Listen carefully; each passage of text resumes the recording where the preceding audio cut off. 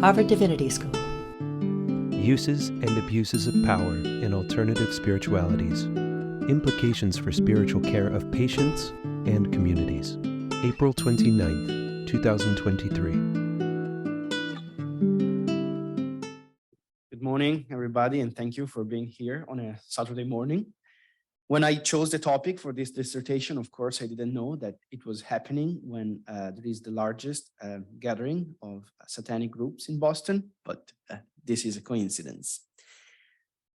According to the members of the group self-defined as the beasts of Satan, Noctumonium, the god of cold, has inspired several crimes, from the profanation of sacred spaces to murders perpetrated in northern Italy between 1997 and 2004. Since then, the phenomenon known as acid Satanism, involving teenagers sharing addiction to drugs like LSD, mescaline, amphetamines, cocaine, hashish, and an inclination to physical and psychological violence, may have disappeared from national headlines, but certainly didn't from the lives of many teenagers. The Cesnur Center for Studies of New Religions reported that in the last 10 years in Italy, around 1,000 young people are active members of various satanic groups, to which we should add about 5,000 people that share to various degrees, practices, and styles of acid Satanism. The service Anti-Sects reported that this number increased by 30% during the pandemic due to isolation, economic struggles, and heightened feelings of depression and despair. Court reports and public policies have often framed the phenomenon as a form of juvenile rebellion or psychological disorder, distinguishing it from traditional Satanism and other spiritual movements because it lacks a recurrent organizational structure and an informed knowledge of satanic rites and practices. However, I believe that dismissing this phenomenon as not belonging to the realm of spiritual movements miss the opportunities to take a closer look to the role that ritual practices play in the production of a ritualized subject and the power dynamics involved in this process of ritual subject production. In this paper, I make the case that although acid Satanism does not fit within the contours of traditional Satanism, reading it as a spiritual phenomenon rather than a juvenile deviation prompts a more comprehensive analysis of the movement, which responds to the thirst for meaning of many of its followers who find refuge, power, and a new identity through ritual practices that, in this specific case, are represented by drug consumption and non-conventional sexual practices. Through the repetition of such practices framed with a spiritual narrative, a power strategy is employed by the movement to produce a specific ritual subject that progressively becomes more and more entangled and dependent on the group. As in the case of the beasts of Satan, abusive practices aim at making the recruits submissive to their elders and define rigid hierarchies of power. So first, the contour of a phenomenon. New religious movements have always aroused concerns and fears, but no cult produced more panic and anxiety than Satanism, as documented by the anti-Satanism movement that peaked between 1985 and 1992. During these years, the satanic danger was denounced by news media, novels, journalistic reports, and movies. Bookstores' shelves were populated by books like The Ultimate Evil, Unspeakable Acts, Cults That Kill, or The Devil's Web.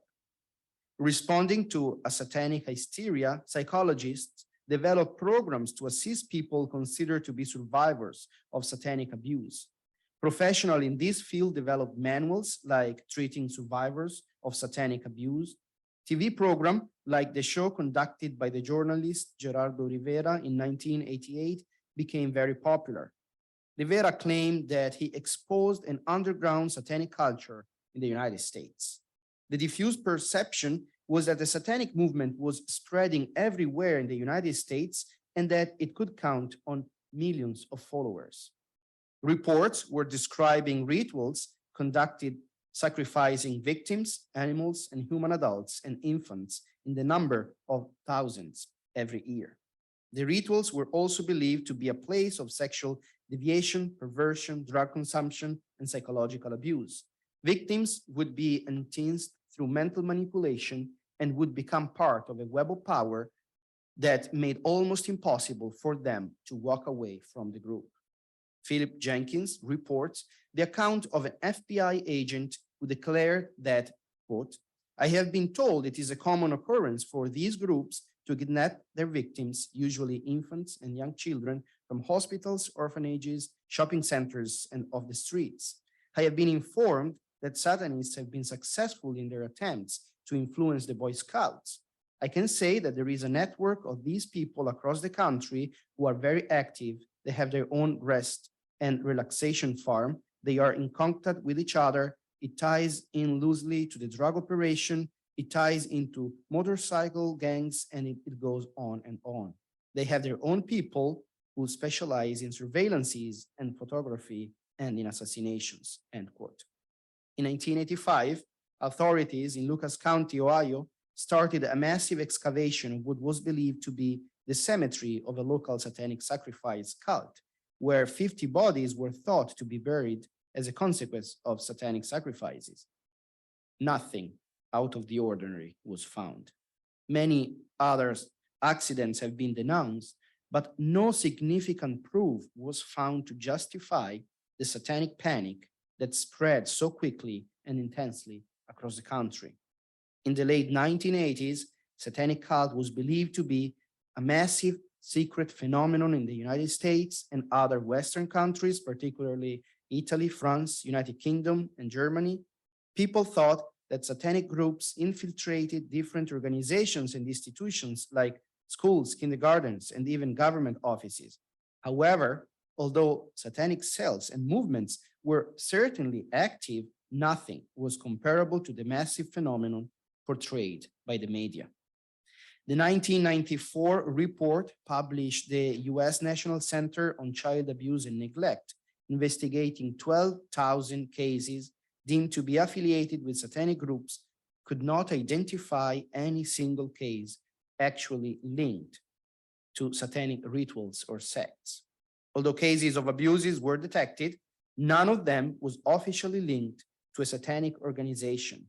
And the FBI agent Kenneth Lenning that investigated any alleged murders associated with satanic ritual activities in the US said he never identified any actual murder committed by groups identifying the traditional Satanist movement.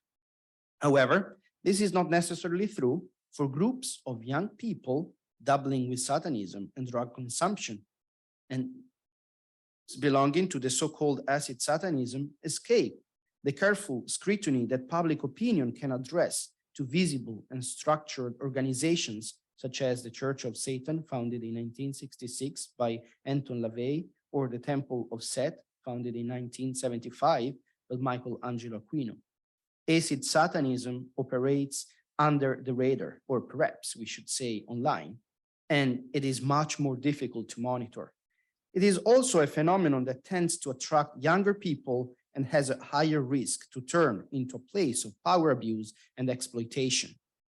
So what is it, acid Satanism? The definition appeared in the literature in the mid-20th century in the famous article by Marcello Truzzi, Towards a Sociology of the Occult, Notes on Modern Witchcraft.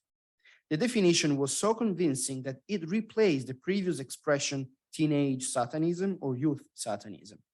Acid Satanism usually attracts young people between the age of 14 and 25 who make heavy use of drugs and or alcohol, listen to heavy metal music, engage in extreme sexual practices, commit acts of vandalism and other illicit activities, which in the most serious cases can even lead to ritual murder. Hence, Jürgen Rupert claims that acid Satanism encompasses a wide range of movements from religious search to adolescent play to grave suicidal acts or criminal actions. It is a clandestine movement which only comes to light when criminal activities are uncovered. Young Satanists are often solitary people, not very communicative, detached from their families. They are looking for strong experiences that allow them to establish themselves in society and gain power and control over their life. The characteristic of acid Satanism is disorganization.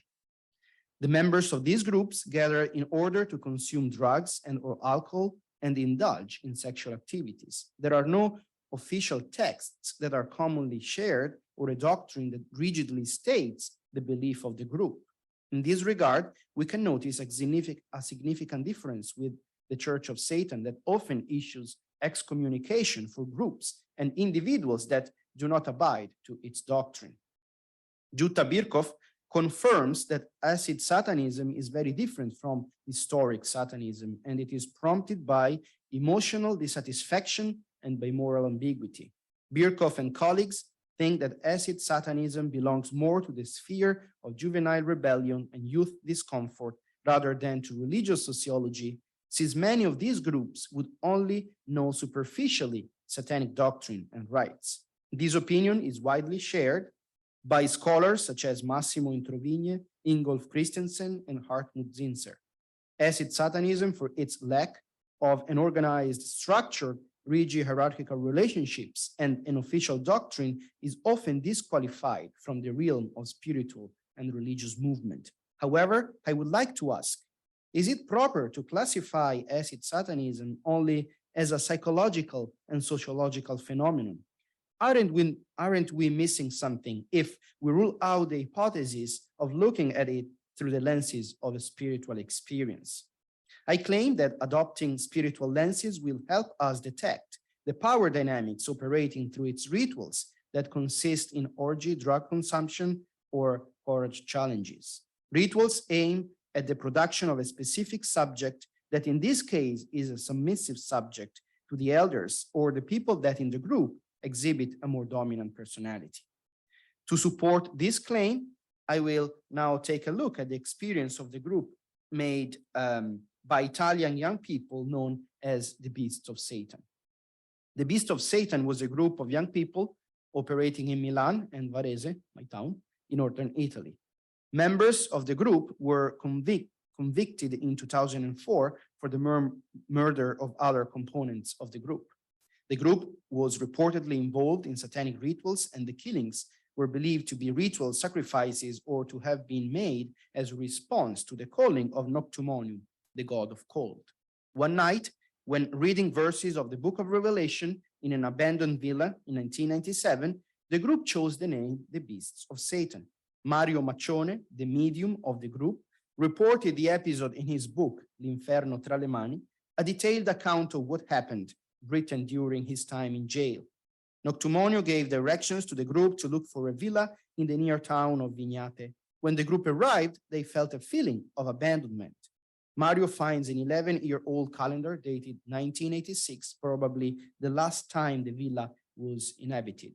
The group performed the ritual according to Noctumonio's instructions and is then prompted to look for a small chapel nearby. In that context, Maccione is inspired to baptize the group the Beasts of Satan. Maccione's relationship with the world of evil spirits dates back many years, since he was a young child and organized chains in his friends' houses.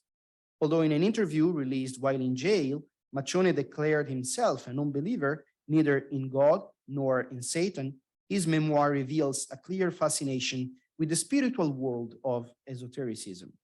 Maccione also says that he is almost obsessed with the writings of Carlos Castaneda that he meditates constantly. Initiation rites were part of the life of the group and were also a form of punishment for those seen as weak or guilty of infringing the rules, challenging a leader, or wishing to back out. Their motto was "Chi sbaglia paga e tradisce muore." Those who commit a mistake will pay for it. Those who betray will die. Initiation rites comprise humiliation and violent acts, drinking liters of beer or wine and trying to stay awake, cutting themselves and drinking their own blood, insulting strangers or shouting obscenities in public, having a sexual intercourse in a car that is getting on fire. The purpose was to make the new recruits submissive to their elders and to define hierarchies within the group. The youngest members, Mario and Fabio, were those particularly targeted. However, they felt invincible because, as Maccione writes, Noctumonio, the god of cold, was their protector. Roles in the group were defined by a hierarchy determined by the personalities of each members. The group consisted of 8 members, all of whom were in their late teens or early 20s at the time of the murders. In 2007, various members of the group were convicted of murder and sentenced to life in prison. Other members were convicted of lesser charges, including conspiracy to commit murder and desecration of a corpse, and received prison sentences ranging from 16 to 18 years. The murderers were judged to be in the possession of their psychological faculties at the time of the crime, and the dynamics of a satanic sect seemed to represent the motive of the murders. Recent psychological and criminological literature studying this page of Italian crimes moves away from considering it a spiritual or religious phenomenon.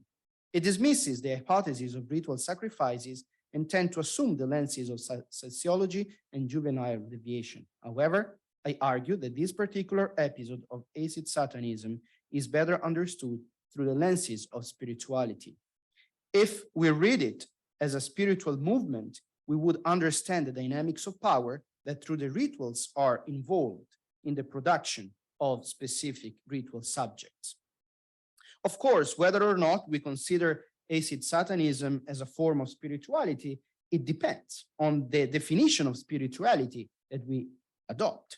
Personally, I believe that what is most interesting about this phenomenon is the spiritual narrative its followers construct and how this narrative through specific rituals is used to produce ritual subjects that are dependent on the group and exploitable for the group's purposes. I will focus now on the meaning of ritualized subject as proposed by Catherine Bell, and then explain how these practices work for the beasts of Satan. And this is my last 2 points. So ritual subjects. For Catherine Bell, the goal of ritualization is the production of ritualized subjects. Ritualization endows ritualized agents with some degree of ritual mastery. The ritual mastery that the ritual subjects achieve is an internalization of the schemes through which they are capable of reinterpreting reality in such a way as to afford perceptions and experiences of a redemptive hegemonic order. Ritualization always aligns people with a series of relationships of power. Whether ritualization empowers or disempowers the subject, it always conveys a message of a coherent cosmos that the ritualized subjects inhabits. Through rituals, ritualized subjects also understand their place in this cosmological order. Bell, however, acknowledges that cultural circumstances can make ritualization more or less effective. Different rituals organize and structure power relations in different ways, producing in turn different ritual subjects. For Bell, a ritualized body is produced through the interaction of the body with the structured and structuring environment. A series of movements, activities, and a particular environment work to impress ritual schemes upon the bodies of participants. However, inscribed within the social body, these principles enable the ritualized person to generate in turn strategic schemes that can appropriate or dominate other sociocultural situations. The particular functioning of rituals within the group of the beasts of Satan aims precisely to kill the ability of the individual to master the ritual and exercise its agency. 3 rituals in particular merit attention: the opening of the door of perception through the consumption of LSD. Second, the celebration of black masses to attract people to orgies. Third, courage challenges to acquire spiritual power. Rituals based on sexual practices and abundant drug consumption are consciously or unconsciously designed not to make the practitioner a master of the ritual, but of making him, her more and more dependent on the ritual. Even when members of the group may realize that they would like to back out or that they are not comfortable with the actions of the group, it is hard to abandon it because they have become so addicted to its ritual practices. Machone and his friends started to make use of LSD with the promise that drug and hallucinogenic can open the doors of perception. The concept, originally written by William Blake in The Marriage of Heaven and Hell, was mediated to the group by the Doors leader, Jim Morrison.